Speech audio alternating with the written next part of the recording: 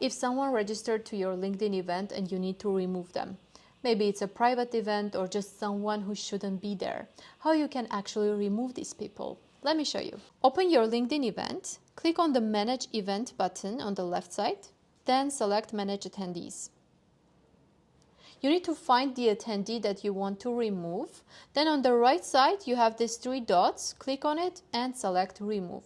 And the attendee will be removed from your event. In extreme cases, say you accidentally made a confidential internal event public and collected the wrong registrations, your last resort is to cancel the current event and recreate it with the correct visibility settings from the start. How you can cancel your event? Open your event, then click on Manage Event again. And here you have the Cancel Event button. Keep in mind that it will notify all current attendees that the event is cancelled. Hope this was helpful. See you in the next one.